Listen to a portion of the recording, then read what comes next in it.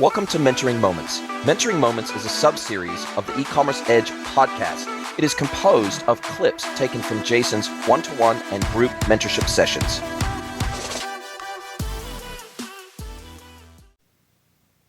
Hello, everybody, and welcome to another episode of the E-commerce Edge podcast with me, Jason Greenwood, your host.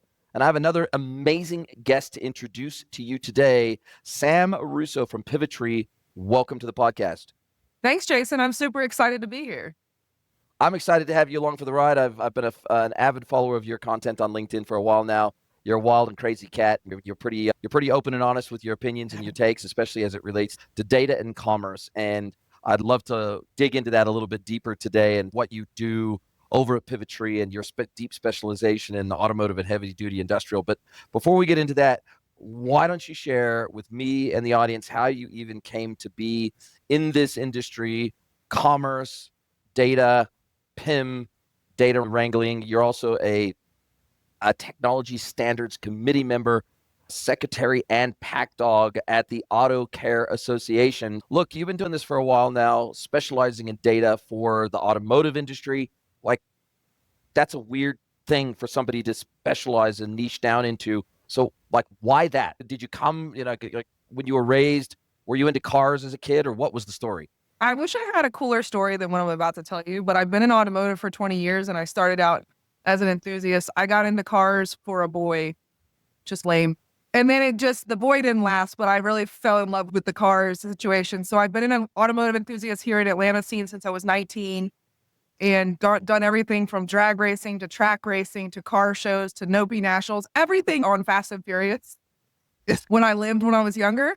And then I just fast forward, I actually have a bachelor's degree in fine arts, found myself in an in-between when it came to jobs, made a post, and then ended up at manufacturing here in Atlanta, Georgia, which is Rugged Ridge. If you know anything about Jeep off-road parts, I ended up there. I was hired on potential by one of my mentors. He basically gave me an Excel test and an automotive parts test, and I was able to identify all the parts from a picture and found all the errors in the data. And he basically was like, I can teach you the rest.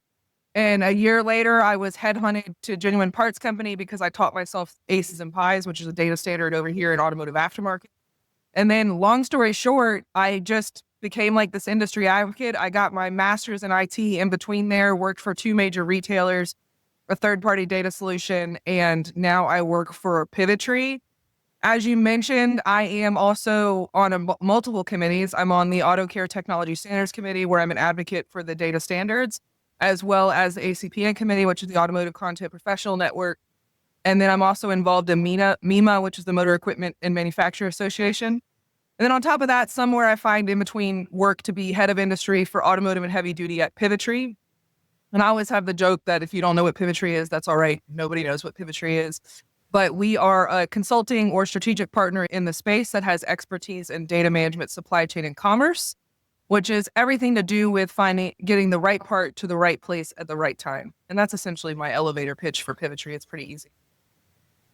Love it. Absolutely love it. And as somebody who's been involved in multiple, I think I've now been involved in maybe around 5 or 6 super complex automotive related commerce projects. And so having a deep understanding of Tech Alliance, ACEs and PIs, PIM data, real-time data feeds from data suppliers. Have had the guys over at DDS on the podcast before. So I have a really good understanding of what DDS supplies and industrial data suppliers, full stop, and kind of understanding how those things play together to ultimately, in many cases, create a front-end e-commerce solution both for end consumers, but also within the wholesale and trade sector as well. And knowing that there are definitely some data monopolies in the space for sure. And there are certain data sources and data suppliers that whether you want to or not, you have to work with them. The likes of Tech Alliance, for example. There is a couple of others that operate down in Australia and New Zealand and then internationally as well.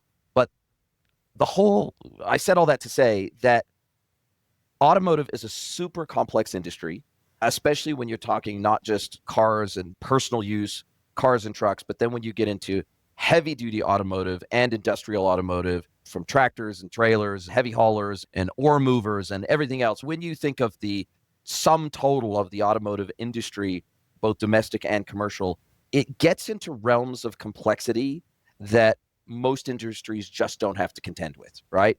And it gets into SKU counts that many industries don't have to contend with. And it gets into detail of fitment data where we're not only talking make, model, and year, but we're often talking either plate or VIN specific model year data. And then we have crossover model years. And then we have facelift models. We've got so many things at play. And then we've got the whole entire OEM versus aftermarket, and then cross-referencing that data in a meaningful way for the buyer on the front end. Just in general, this industry is massively complex. And unless you have worked in it, you may not understand that. No, and it's also massively complex. And then also you've got competing priorities because we're always focused on the next new thing rather than focusing on the foundational we have to focus on because we're automotive and transportation and aftermarket and everything in between. And so every other day it feels like there's a new regulatory restriction that's put against us. So now we have to pivot and be like, oh no, we can't sell this product in California. We got to stay up all night and flag the product. Or now it's getting down to the zip code, to the street, to if you go into supply chain and inventory, there's some amounts of oil, like when you go to hazmat and regulatory, there's some amounts of oil that you can transport in a truck from a shop to like this place. But then once you cross over into this place, you're not allowed to have that much on you. It's the same thing with batteries. That's why you see all those placards on the trucks and they're constantly getting pulled over. And then now you add the tariffs thing and how do you regulate that? So we're constantly an industry that's just, I think I made the joke earlier, because everybody keeps asking me about tariffs. And they're like, hey, how's that going to impact our business, our pipeline? Because now it's like this new shiny thing that we have to focus on. And I was like, in all honesty, automotive's pretty resilient. It's like, we've lived through so many pandemics and so many things that it's, oh, this is like when you get knocked in the knee and now you just keep walking with a limp. Like, it's essentially we just keep going. You just pivot and figure out what you're doing and what your nose from your face kind of situation. But yeah, it is and then it's a complex industry. It's definitely easier for people like me that come up through it, much less the generational. So that's why I'm able to really speak to the industry and really be forward facing and try and be the change. Is because my husband, I forgot to mention this, but my husband owns a shop. So I have this weird perspective from all the way from the data architecture, the back end, how a product gets created, how it goes in a system, how it goes e-commerce. And then I listen to him complain about products he can't find because it's missing data. But just like this full ecosystem that I live in. I think the closest thing that you could say to automotive, and it's not nearly as close because of the fitment complexity, is the medical industry when it comes to pharmaceuticals. Because you look at people as like vehicles and you can only take certain medications if you meet these certain requirements. And that's the same thing in the vehicle industry. So we can take a lot of input from the pharmaceutical industry, but that's like a wild input to be like pharmaceuticals and automotive. They're the same thing. No, but that is like the most similar thing to what we have to deal with from data standpoint. And are you finding yourself most often dealing with automotive distribution, meaning wholesale distributors? Are you dealing primarily with the major retailers that are trying to, the auto parts stores, the AutoZones of the world, et cetera, who are trying to source all these products and make a meaningful fitment solution or adding a meaningful fitment solution to their website? Is it you're working primarily with data vendors and making sure that you're getting that into your customers' hands that they can extend into their customers' hands? Where are the major areas that you are like, who are your customers that you are primarily working with? So you mentioned all my customers, but okay, because automotive and heavy duty, that's why like even here at Pivotree, that we focus on manufacturing, distribution, electronic components, industrial. And I'm like, great, I span all of that. It's like, yes. but no, I do. Our major customer base is the traditional retailers or the buying groups because they already have that kind of e-commerce presence. Like it depends on who you're doing. If you go to light duty, that e-commerce presence is not as mature as it should be, but it's definitely got decades on the heavy duty industry. And so they're disparate in different phases of their e-commerce digital channel selling, but we work with both. So we have the buying groups, the retailers, they already have like kind of some kind of digital channel presence where they're doing some kind of digital selling. And then we work with the distributors because they're looking at this now. They're like, should we have an e-commerce presence or some kind of B2B presence with our buying that's digital instead of phone calls or EDI or some kind of literally faxing in inventory? But I work across all of it. I work directly with manufacturers as well because they're like, what product data do we need to be able to do digital channel selling? It's real competitive to try and sell on Walmart, on Home Depot, on Grainger, on Amazon, eBay. Amazon. Like they all have their challenges. It's all like really frustrating to be able to sell on these players and then not only compete with resellers that are reselling your product and it's not coming from you. And then so that can be really challenging for the manufacturers. And then from the retailers, they want their data to be the best in class compared to their competitors. They also want, if you're looking at motor oil, you want all the same data and the same vibe for your customers. So that way, either the products don't get lost because they set a filter or it's all kind of a uniform thing. And so the whole acquisition and product data enrichment, getting the digital assets, then getting 360s, now trying to get yourself to stand out to the customer so they want to buy your product and that brand loyalty to come back to my website or my store compared to everybody else's is that's where like I see the conversations I'm having with their customers is really back to what is it that is it's all cool to be fancy on e-commerce and have all this fancy stuff and the data, blah, blah, blah. But then you got to ask yourself, just because we can doesn't mean that we should. And so in my world is I work with people that play on both sides, which is B2B and B2C. And what a B2B player wants isn't as fancy or fluffy as a B2C. So the B2B guys are like, why do I need all this stuff? It's just noise. And so the manufacturers feel the same way as like, why do you need these 20 attributes for this product when I've just been selling with a part number and a price and an image for decades? And so we have a lot of that conversation is what is the product, what is the data that's necessary to properly sell and make the customer feel trusted that they're buying the part they need, but at the same time be able to compete with some of these really traditional retailers that are outpacing us today. And what's interesting about that and what I've witnessed, because I'm a gearhead myself, certified, been to cars, bikes, dirt bikes, street bikes, everything my whole life. So I've been in automotive since I was a kid. My dad used to build and race drag cars and all sorts of things. So I'm a certified gearhead. So I've seen the evolution of the industry too, both as an external third party who has to buy parts for my car. And I can tell you that it's if you do work on your own vehicles, and I don't do nearly as much as I used to, but certainly I do like basic things, oil changes, brake pad changes, brake rotor changes, all that sort of stuff, like the basic stuff. I can do all that stuff, even on a car that's 99% electronic now. The actual hardware components are pretty easy to change still these days. And what I've witnessed in terms of evolution is that the line has been significantly blurred between a traditional retail auto parts store and a wholesale distributor of those parts. So by that, sure, I as a home mechanic, I can go down to the shop or I can order some parts online. I can order some brake pads online, whatever, get it sent to me. And if it's wrong, I can either send it back or go down to the local branch and swap it out for the right thing. Yep. But, and so that's kind of your domestic consumer, right? But then we have automotive shops, right, that oftentimes have trade accounts with these retailers. And then those local retailers have a man in a van kind of thing that will take all their trade deliveries out to all the auto shops within like a 10-mile radius or whatever it is, right? So the lines are blurring. And as you rightly point out, what I need as just a domestic home buyer in many respects is quite different to what an auto shop, a service shop actually requires in terms of parts holding, like depth of parts holding, breadth of parts holding, quantities of parts holding, ability to rapidly turn around product to a local branch location, even if they don't have it in stock today. Can you get it in stock to me tomorrow so the man in a van can come and deliver it to my automotive repair shop? So we have this. There's definitely areas of overlap, but the depth of knowledge, capabilities, specs, exploded drawings, diagrams, photos, fitment detail, cross-reference OEM detail, like that stuff is orders of magnitude higher if you're a shop trying to deliver work for customers in a timely fashion and trying to be profitable. And every hour lost out of the workshop is an hour not making money and tying up a bay in the workshop while that vehicle is sitting there waiting for parts. So the needs of that segment of the industry are very different to, hey, look, if my car's off the road an extra day, it's probably not going to kill me at home while I'm waiting for brake pads to arrive. So it's a very different thing, but there is overlap. But I think these quote unquote traditional retailers are starting to understand and get data religion because they're starting to serve different cohorts of customers than maybe what they traditionally have. Are you seeing that same sort of evolution of the industry? I'm seeing that as well because the generation that's coming up, even from the techs that are in the shops, is they're working from like a digital screen all day to do Yes. virtual automotive checks to order their parts. Everything is from a tablet. It's no longer a pencil to paper. We're not doing a phone call. It's not Joe in the back that's ordering the parts.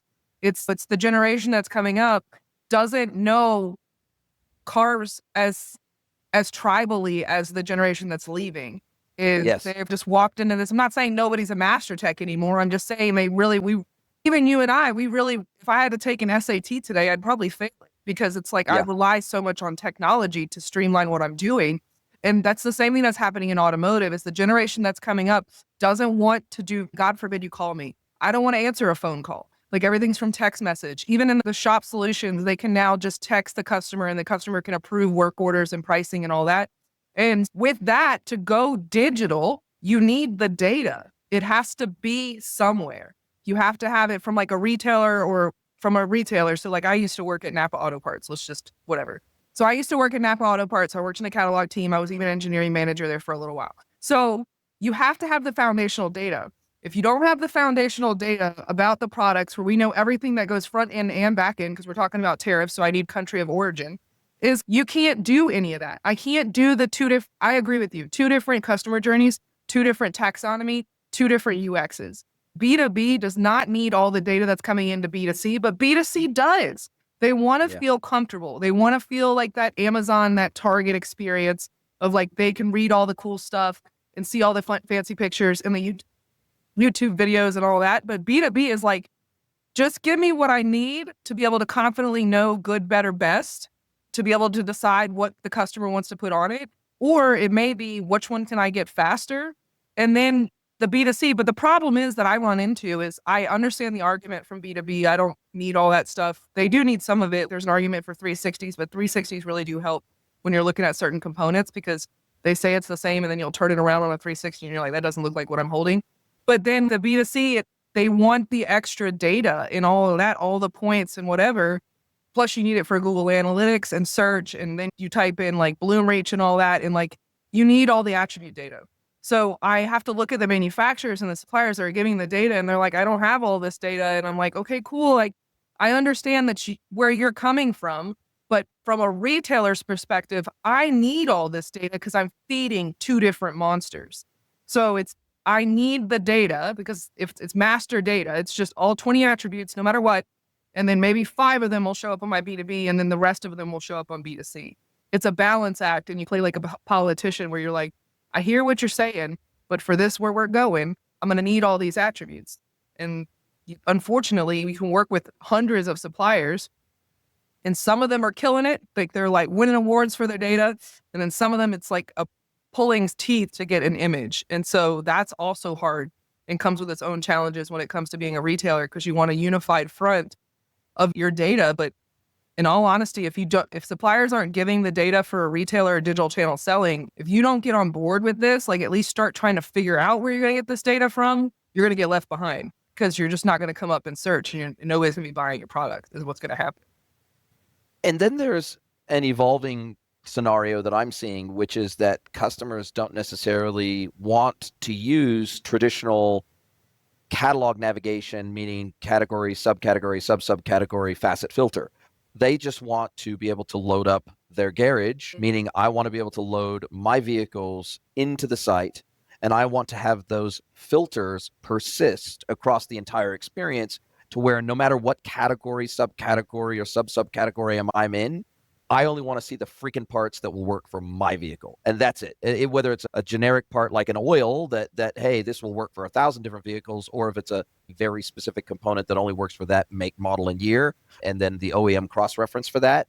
And so I think we're pretty rapidly moving to a place where people don't want to have to try to find the item that works for their vehicle by applying facets and filters and then trying to apply make, model, and year as a last step to that and say, look, okay, cool, now show me the stuff that works for my vehicle. No, I'd rather punch in my plate number or my VIN and have that loaded into my garage as my vehicle, or in the case of a shop, this is the vehicle I'm working on. Now, when I'm going to buy these series of parts for the transmission or for whatever it is, I only want to see the shit that is going to work for this vehicle that I'm working on right now.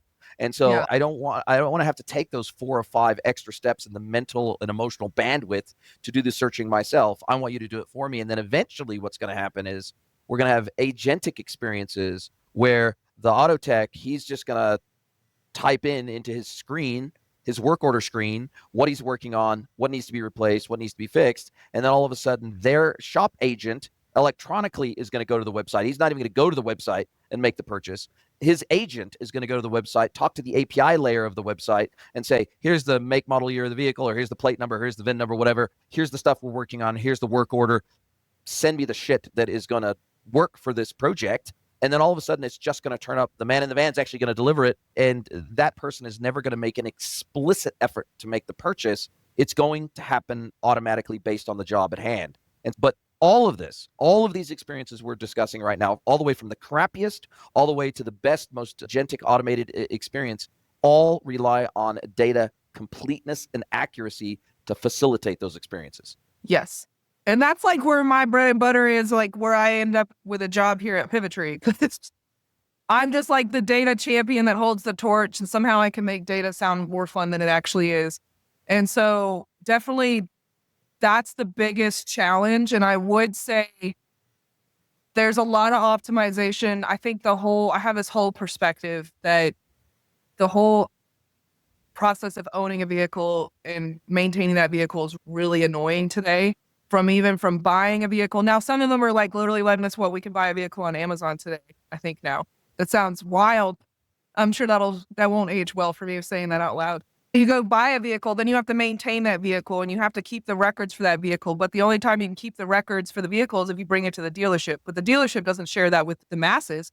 So if you decide to go to Joe Schmo's shop up the street, they're going to service it, but it's up to you to keep records. And that's why you always end up with the spiral notebook in the glove case of this pristine 1990 Ford with 100,000 miles on it with this notebook that this guy just hand wrote every service record. And then from that, then you go on the retailer site and you say that you mentioned the My Garage. Now, some of the retailers do have that. They do have the My Garage. Some of them force you to do a year, make, model, but some of them you can store. Like it's like a login situation and you can store your vehicle information. Because what happens with that is now we can once I start storing that vehicle, say I log in and I say, hey, I have this 2017 4Runner. Here's my VIN, blah, blah, blah. Everything that comes up on that landing page, not only is it searching, but now it's going to start suggesting. So if I keep interacting with this website, so say I go into O'Reilly's.com, I enter in my VIN, my Toyota 4Runner, I order 5 quarts of a jug of oil in that one extra quart because we all know you need that. I ordered an oil filter and whatever, a cabin air filter. So I've ordered that, right? That's stored somewhere in my order history, somewhere in a CRM, right? Because then a marketing team or an e-commerce team now 6 months from now can either disperse an email to me and saying, hey, you did an oil change 6 months ago. You might be due for another one. Would you like to add to cart and check out? Or if I go onto the website, it's going to remind me and suggest things that I should be doing based off the mileage of my vehicle. That, I don't know, somebody can comment or whatever, that doesn't exist today where it's that hyper-personalization where these sites are able to tell us what I need before I need it.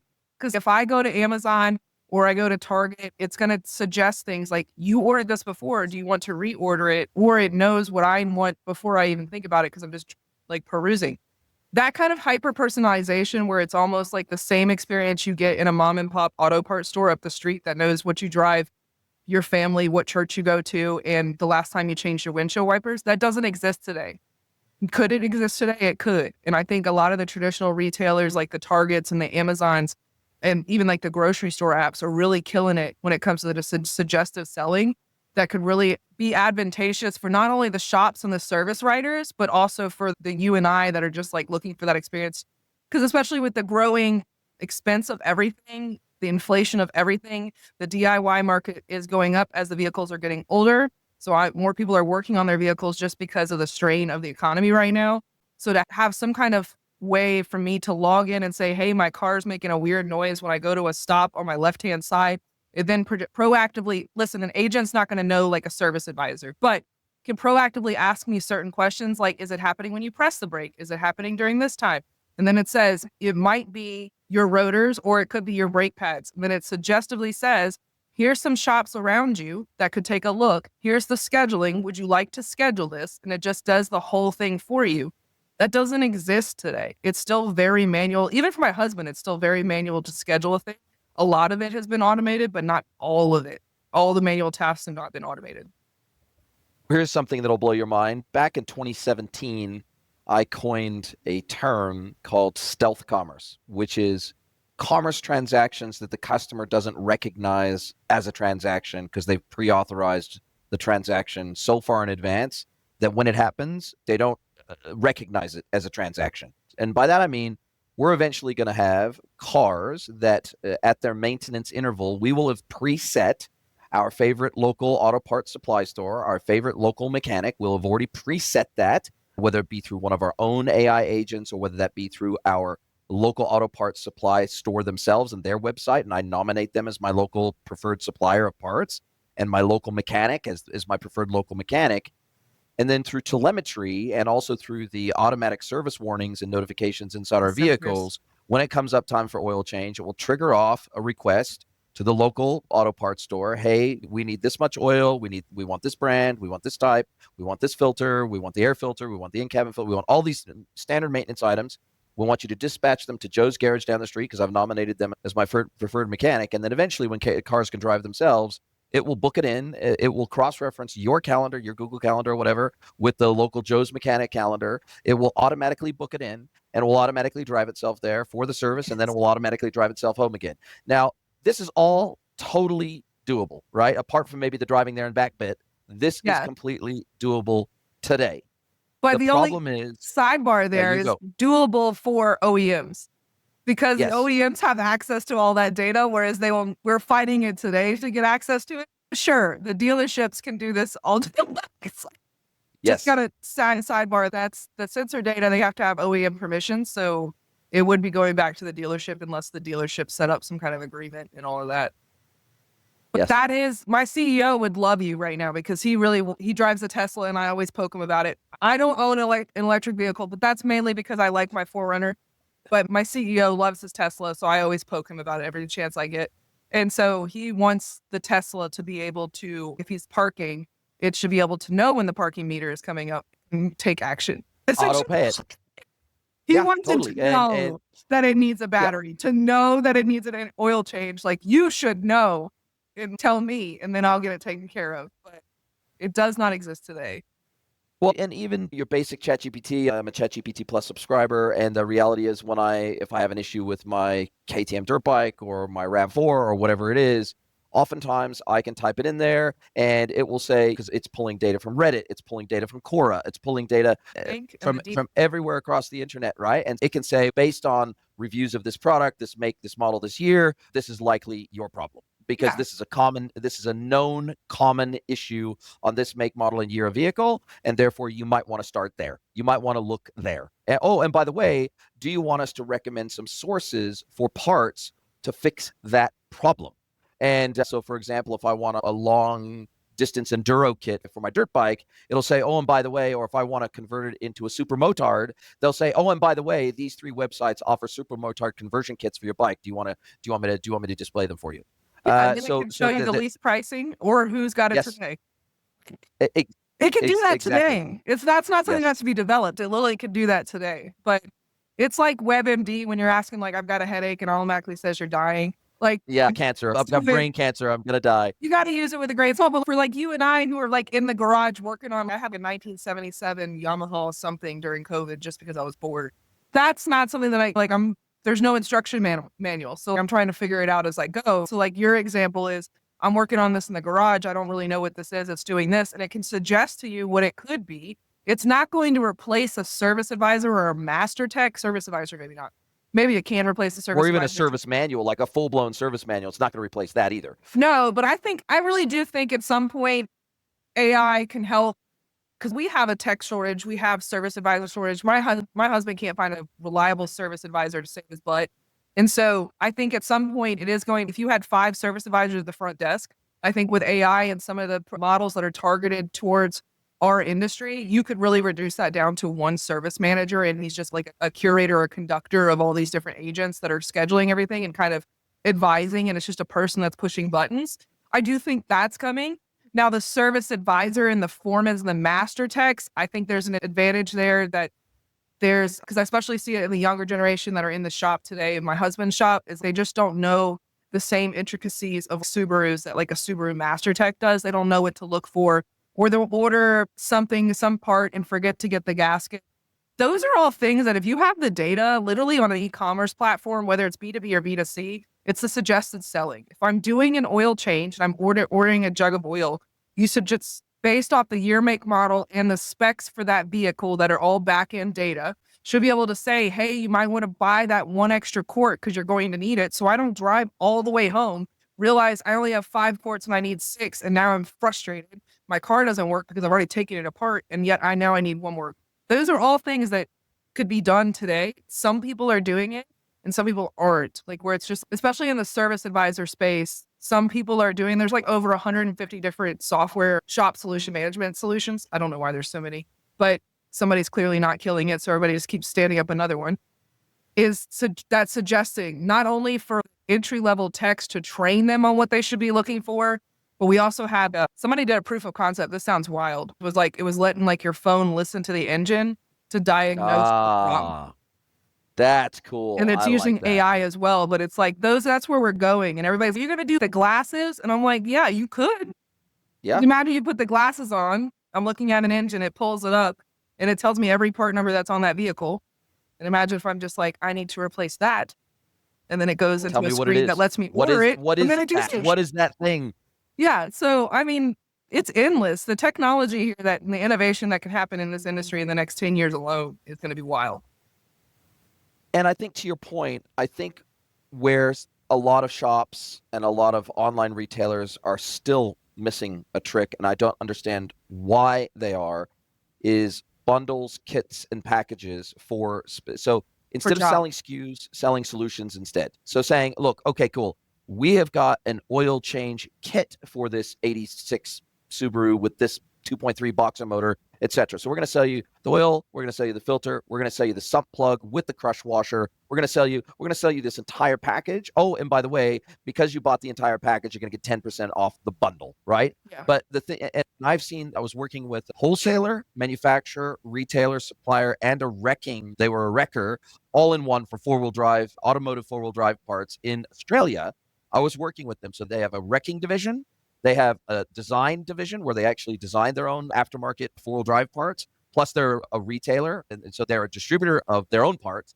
Plus, they're a retailer of Fox shocks and Hella light bars and all that sort of stuff. Yeah. And what they did is they said, okay, we realize that if somebody comes to us or comes to our website and they go, cool, I've got a 2020 Wrangler Rubicon, and I want to do a body lift and I want to do a suspension lift, and this is the driving conditions that I'm typically in, whether it's in the mountains, desert, sand, whatever.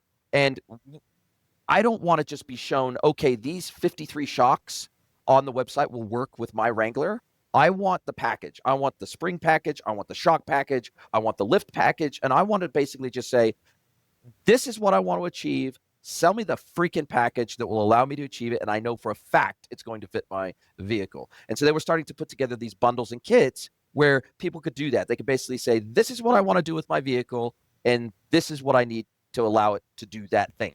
And so it's like scenario-based selling. And so the great thing about that is now all of a sudden, because you've got these quote-unquote virtual SKUs, which are effectively just bombs, bill of materials, with the explosion of 50 parts that are combined into this virtual SKU, now my customers can't directly compare me to any competitor out there because no one in the market has that same synthetic or virtual SKU that I have. So now all of a sudden, price is not the dictating factor of why they will buy from me. It's, am I fixing their problem? And am I giving an experience that's worth returning to? Exactly, regardless of price. Now, obviously, they're still competitive. They have to be reasonably competitive on price. But the great thing is, it's a service. Because they are creating such a unique experiential front-end engagement model, now all of a sudden people are super loyal to them because they know, hey, look, the next time I buy my next vehicle, which might not be a Wrangler Rubicon, it might be XYZ, I'm now going to come back to this website because it is the best website to help me solve my problem. Yeah, and I'm all about that. It's like, how do you build brand equity and loyalty to a customer that they constantly are coming back no matter the price? Yeah. That's what I advocate here at Pivotree, and what we focus on, because we are like end to end, is how do we create what I call like that hyper personalization of customer experience that's almost like a service and a journey from e-commerce. From the moment that I land on your website, I feel this experience that someone's taking me through a journey, that I feel trusted, that I could find the right part that I want to do. I can add it to cart. I can easily check out. How many times do I just abandon a cart when I can't use either PayPal or Apple Pay? And then I can easily track where it is. I know when it's going to get to my house. And then also I don't have to return it. But on top of that, sometimes it doesn't work out. I can easily return it, is what I would say on the top of that. Because that's an ideal customer experience. And that all starts with data. And that's where like my day-to-day here at Pivotree and with the industry is really like, how do I take pain away from product data acquisition and managing product data, so that you guys don't feel that it's a giant data mountain and you feel like it's something that's easily achievable, so that we can get the data that you need to really take your business and this industry as a whole to the next level. And that's essentially what we do here at Pivotree, but also that's like my torch. That was like one of the biggest reasons why I joined Pivotree, was I come from automotive, and sometimes automotive, we can be really, you've had to experience this, really close-minded, that you've never worked on a car or you're not from our industry. Like if somebody from Chick-fil-A tried to come over here and tell us what to do, we'd be like, yeah, no, why don't you just go back to doing chicken?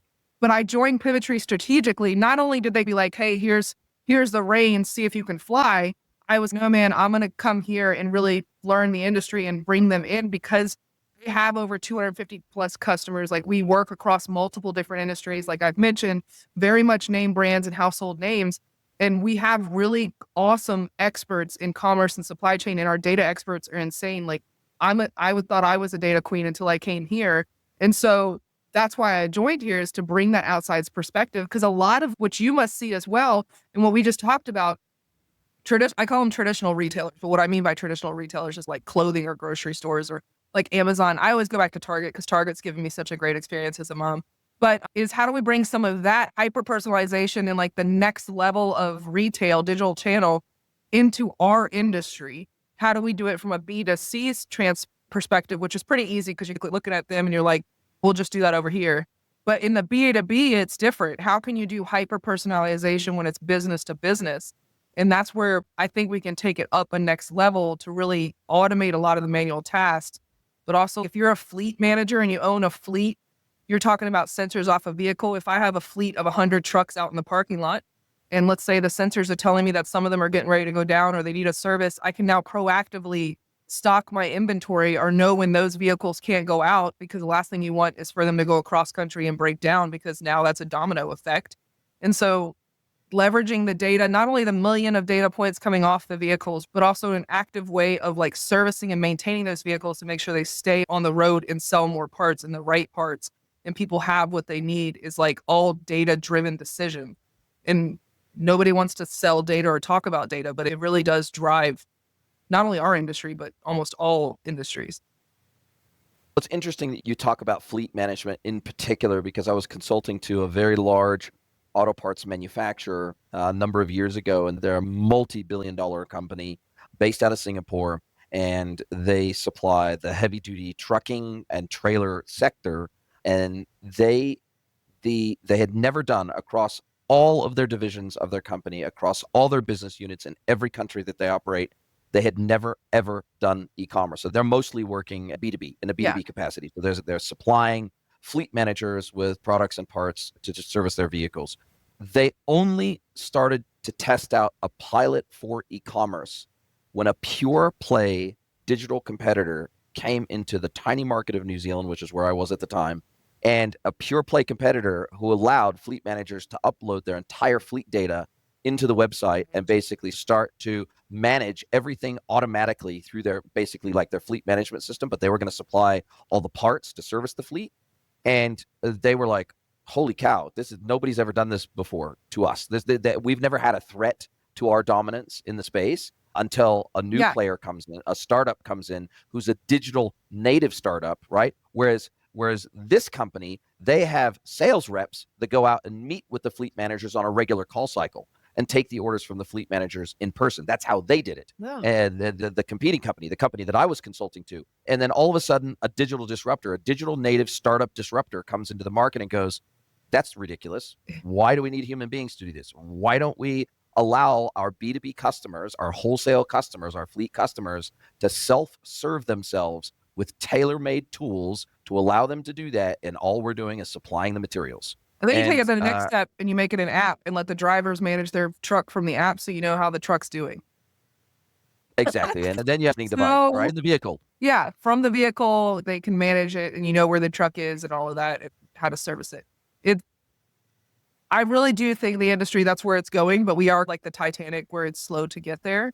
But that's where I think it's going, is it's the data-driven decisions, and not from the need for innovation, but with the lack of technicians and just the lack of the knowledge overall, really leaning into where some of this can be automated, whether it's through AI or generative AI, is really going to be the game changer on how we better service customers, whether they're B2C or B2B.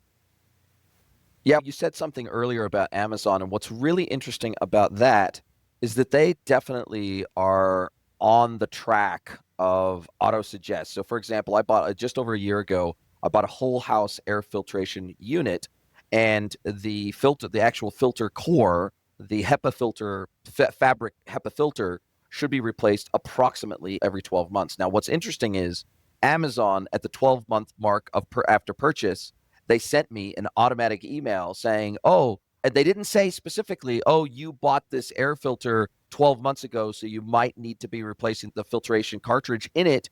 Here's some options for you. They didn't even say that. They just started sending me recommendations. Oh, by the way, this product is on special right now. Yeah. Here's My the Alexa does that. here's the OEM part. Here's an aftermarket part that fits this model of air filter. And all they did is it was just part of their email product recommendations for me to buy. And it was like, oh yeah, it was just a reminder. They didn't specifically say, oh, you might need to replace your air filter now. They just started sending product recommendations automatically that were appropriate for the thing I had bought from them 12 months before. Yeah.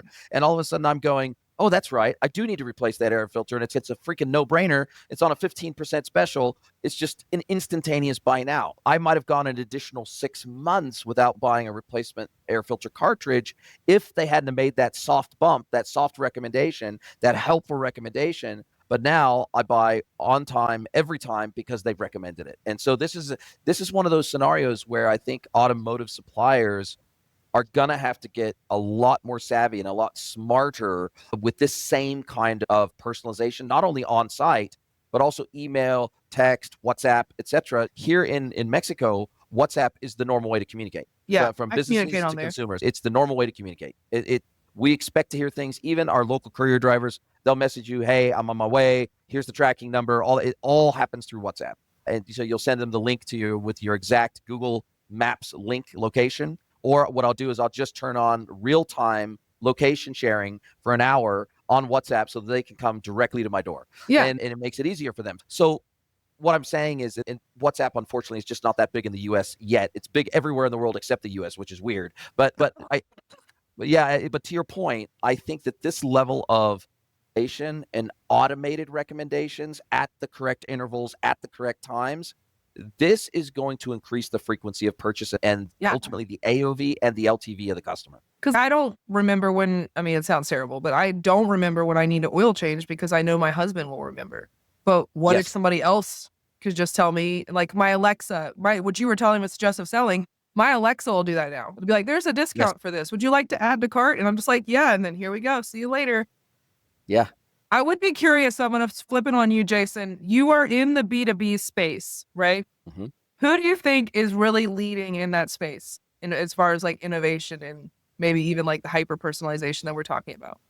It is still the biggest players in the market that are leading that. It still is the Grangers. It still is the Fastenals. It still is the McMaster cars. It's still the biggest players in the world. The smallest players, or let's say mid-market player. And what's interesting is a mid-market distribution player, for example, is 10 times the size of your average retailer just in terms of GMV annually, because as you go up the pyramid, the values that they sell from manufacturers down to distributors, it's insane numbers.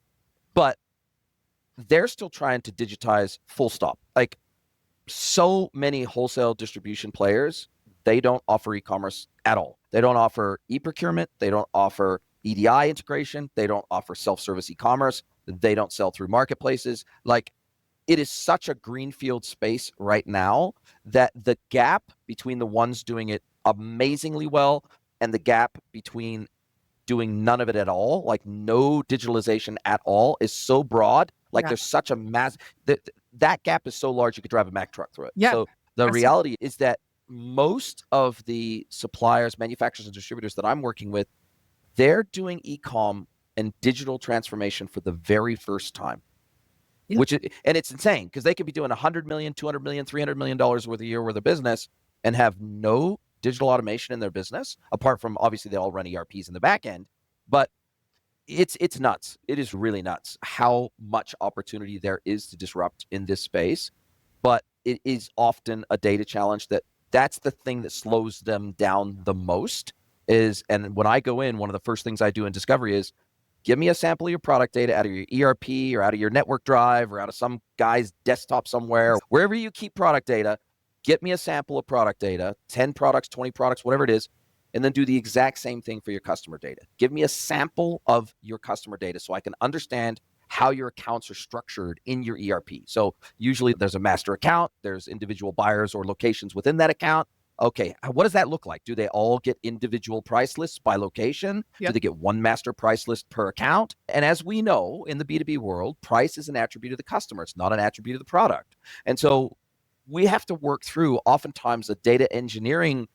We have to go through a data engineering exercise and a data rationalization exercise before they can even start thinking about implementing digital channels. Because all of a sudden, historically, if their data was crappy, the sales reps papered over that crappy data by knowing exactly where to go to get the data that their customer was asking for, whether it was in a print catalog, whether it was in some sort of digital PDF or some sort of exploded drawing or whatever it was. They knew exactly through that tribal knowledge inside the business, they knew where to go and get that information, or from a source. They knew where to go and get where DDS or whatever. They knew where to get that information and then distill it down into something meaningful for their individual customer and then email it as an attachment to their customer. Yeah. Now, all of a sudden, they need to take that.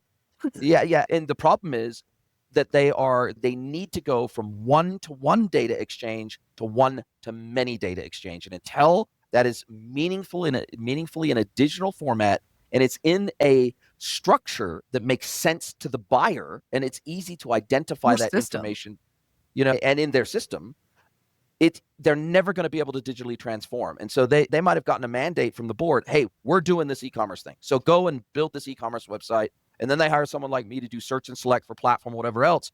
But what we oftentimes discover is we got to take 2 steps back to take 1 step forward, because we have to fix the data before we can implement digital channels at scale. But nobody wants to fix the data, Jason, because fixing the data is looked at as tech debt. They figure if I throw this $100 or $1 million platform at it, I'll all of a sudden be able to compete with Grainger and Fastenal. Yes. I'm like, yes. No, they've spent tens of millions of dollars. They've spent literally, you look at even McMaster Carr, the way that they integrate in with the design and engineering systems that are generating the purchase list, that are generating the PO for a job or a project or a program of work.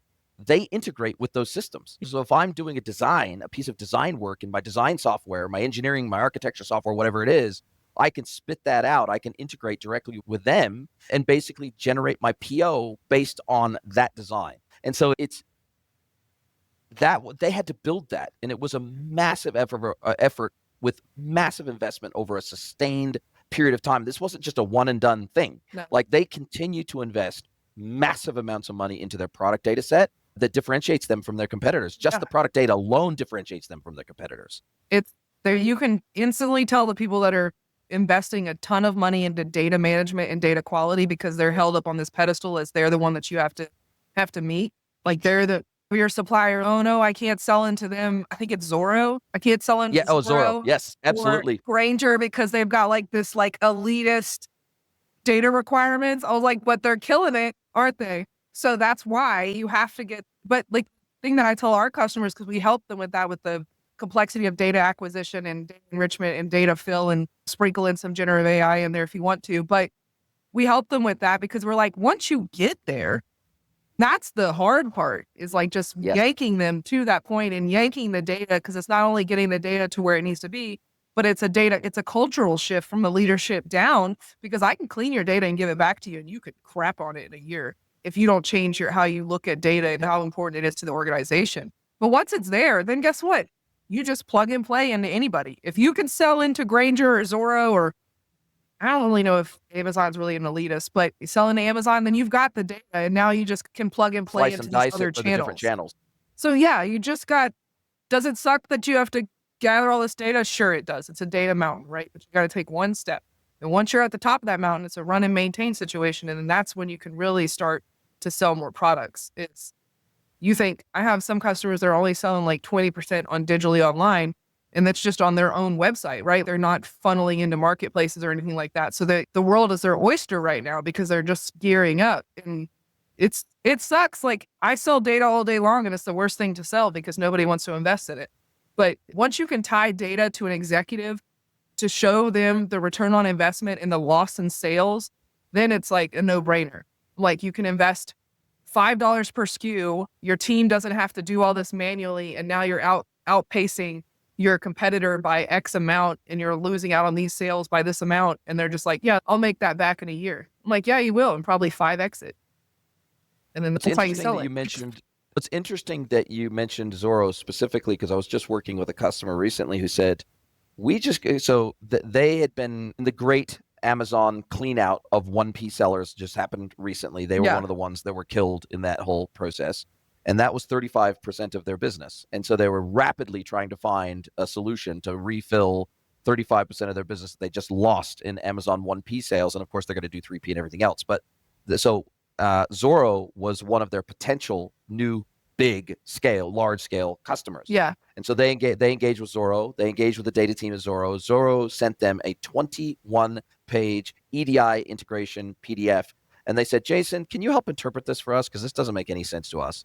And so it was the EDI integration mappings and the minimum enrichment rules to be able to list on Zorro, to be able to sell through Zorro. This is the standard you must meet. Otherwise, we will not buy from you. It's a blanket.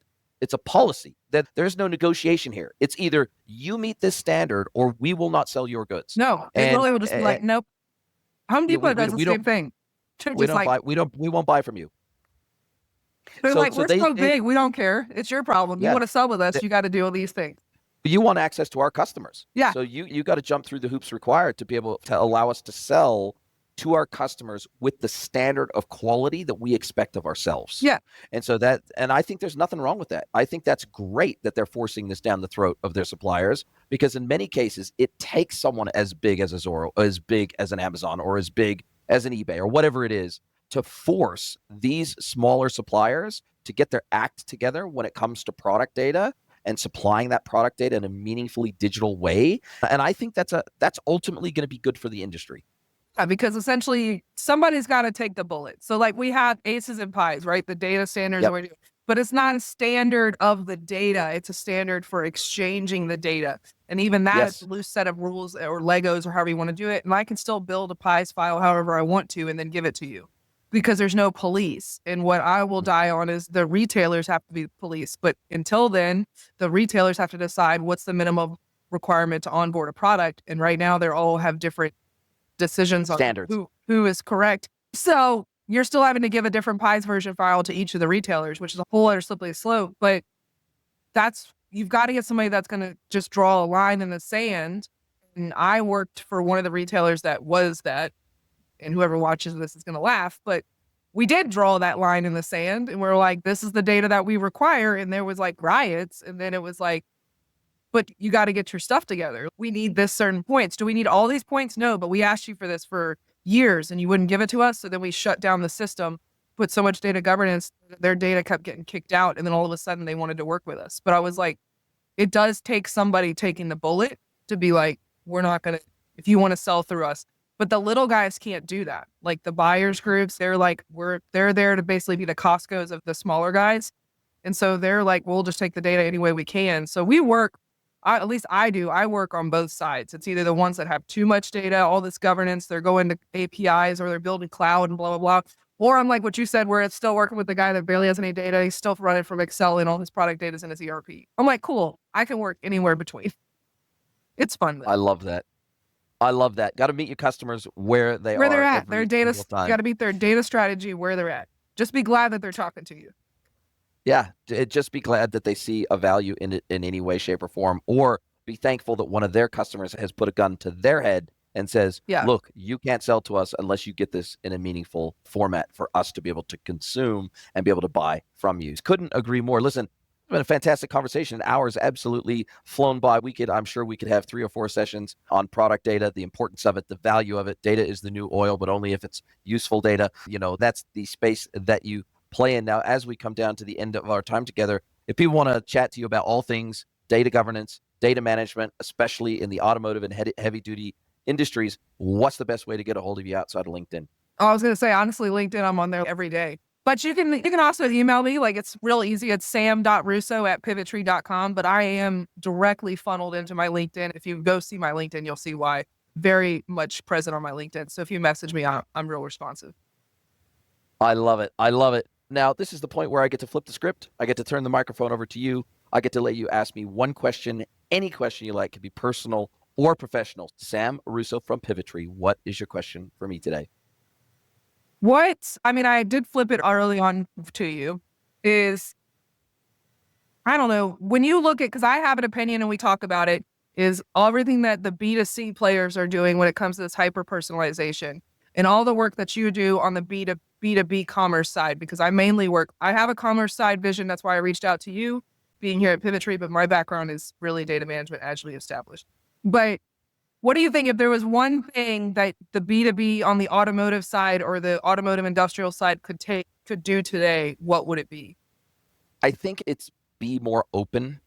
That would be my, like, even if, for example, an automaker like a General Motors or a Ford or whatever, even if they charged for API access to their vehicle fleet or their customers' own vehicles, if they could say, yes, I want this to be externally accessible to these 3 service providers or these 3 product suppliers or whatever it is, right?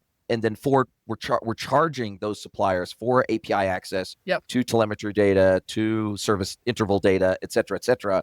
I think that there is this thinking erroneously still in the automotive industry that the value is in this secrecy. Your secret sauce is your secrecy, right? You literally And got it and right and, away. Secret sauce. and yeah, secret sauce is You in the should bottle secrecy. it. And I don't think that is going to hold up, both legally, because the right to service laws are definitely becoming much more serious, particularly in the United States. And that goes all the way from electronics like your iPhone all the way down to your car. And having published service standards for vehicles instead of having to hack the ECU and get the error codes out of it and have an ODBC connector directly into the ECU, and tuners and everybody else has to do these backflips, and service shops that are not, quote unquote, if I've got a Ford vehicle and I want to take it to my local mechanic and he's not an authorized Ford mechanic, or he's not the Ford dealership, he's got to figure out a way to get data out of the vehicle and figure out how to service it and everything else. And I think there is this closed mindedness inside the automotive industry that's actually harming it instead of helping it. It seems like it's helping it, but ultimately it's harming it. And I think the first major vehicle brand, the first major aftermarket manufacturer, everything else that kind of open sources access to everything about their vehicles, they're going to build a much bigger ecosystem around their vehicles, and it's going to make it a favorite for the tuners and the auto shops to recommend those vehicles and that brand because they are open, as opposed to because they're closed. And I think that, to me, feels like a direction the automotive. It's like the old days of the IBM clones. Once IBM clones started to truly come out, then all of a sudden IBM lost their iron grip on the market forever, right? Yeah. Whereas if they had been more open from the beginning, and they had licensed their hardware, their software designs, and everything else, then they could have. There would have never been clones. There would have been never been a market for the clones. But it was because they tried to own every single facet of the ecosystem that forced the ecosystem to find alternatives. And this is the same exact challenge I think the automotive industry faces today. Yep. You got it, man, on the secret sauce. I don't know though, because it's so us versus them mentality. Like there's no, but that's just because it's held up in courts right now. And maybe we can get to a point that it's kumbaya. I know when I talk to agricultural off-highway brands that they're really, OEMs over there are trying to be like, hey, there's an ecosystem, but it's because they service more rural areas that don't have an OEM to service these tractors. So they're really Yes. trying to get into the dealer network to be able to service them and get access to their fleet. And we do need something to be where we're like, we're all in this together. But I don't know. Right now, it's still very much us versus them. And then you sprinkle in the tariff stuff, so it's not making it any better. Yeah, and look, I think there does need to be a universal vehicle registry. I think there needs to be a universal vehicle service registry. I think that has one standard API layer that all the OEMs can funnel this data into, down to the plate level, down to the VIN level, to where you don't have to have the spiral-bound notebook, to where regardless of whether service is done, it's a universal, global, or at least a national registry for VIN. service updates based on the VIN or based on the plate number. Probably based on the VIN is probably the best because that doesn't change even if the plate does. That's where I would So I treat the VIN like a social security number here in the US, where all the medical Yep. records travel with social security. I still don't, it's got to be like a Department of Transportation thing that they don't do that. But Yes. I don't know, because it's, if I type in the VIN, I could see like all the car crashes and the wrecks the vehicle's been in, but I can't see all the service records. Like it's weird. But Yeah, I'm why? like, I don't get it. Why are we not doing this all together? It's something And to beyond your point, Caterpillar famously has opened their APIs for all their telemetry data from the more modern heavy equipment that has telemetry, and you can tap directly into the API of that vehicle, and it can be net connected. And yeah, heavy equipment feels further down this path than your standard domestic automotive OEMs. yeah. But I'm quietly hopeful that we'll eventually get there, even with domestic automotive. Something will happen. It'll happen here soon too, I think. I think it has to. The world's becoming more open, and I think that's a really good thing. Listen, Sam, I have seriously enjoyed this. You're a joy to speak to. You're clearly very knowledgeable. You clearly know your shit, and I can't wait to speak to you again soon. I really appreciate your time.